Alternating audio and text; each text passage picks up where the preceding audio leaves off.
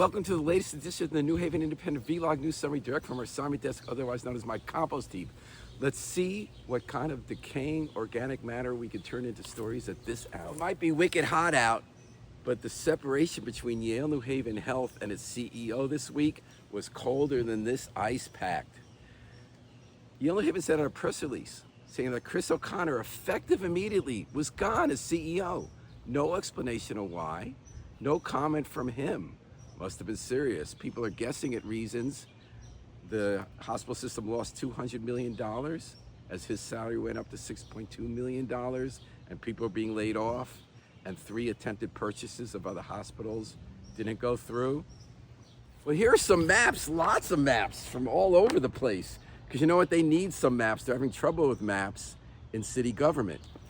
As Laura Glesby reported in The Independent more than 3 weeks ago, it turns out that voters at 432 addresses were getting notified to vote at the wrong polling place in state rep races, in some cases as far back as 2001.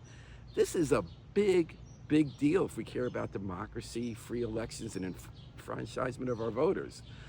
Thursday night there was a hearing in City Hall where alders questioned elections officials. They still don't know who those people are. They still haven't notified them that their votes didn't count. They said they're having trouble with IT and getting the right maps and finding the maps to overlay other maps. Get them the maps. Well, before you mail in a ballot or show up at the polls for the August 11th Democratic primaries, you should know that some people have already voted. The groups are people who endorse candidates. All 3 candidates running for the West Side 92nd General Assembly District seat, Democratic nomination, have won major endorsements that kind of tell us something about the campaigns. Pat Dillon, the incumbent state rep, got the Democratic Town Committee endorsement, which includes important labor support. Justin Farmer, one of the candidates, got the endorsement for the Democratic Socialists of America, which is on a quite hot streak in Democratic primaries, pushing the party left from New York and DC to Colorado.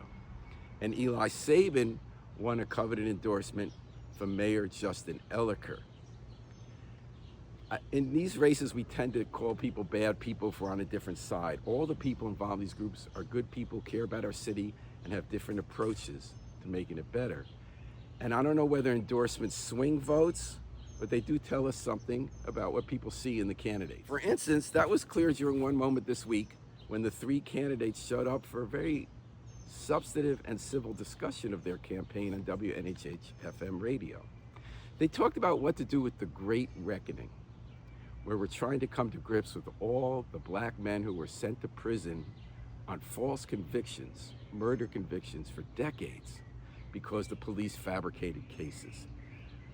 The city might be facing bankruptcy because of all these lawsuits that are in the system, because we lost our first big lawsuit like this from a person who was unjustly imprisoned, a $38 million lawsuit.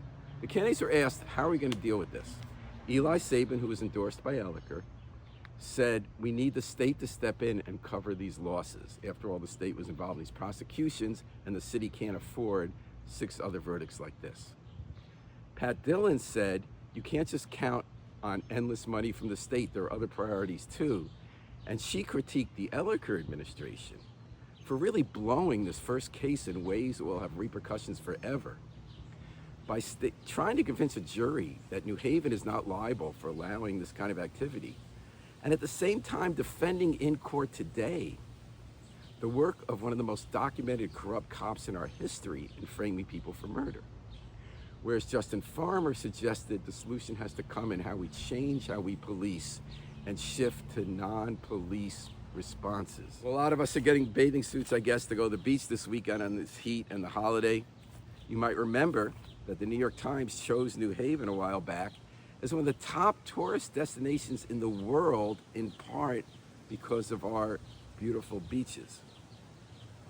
This week, a new such rating came out from CNN with more kind of questionable reasoning.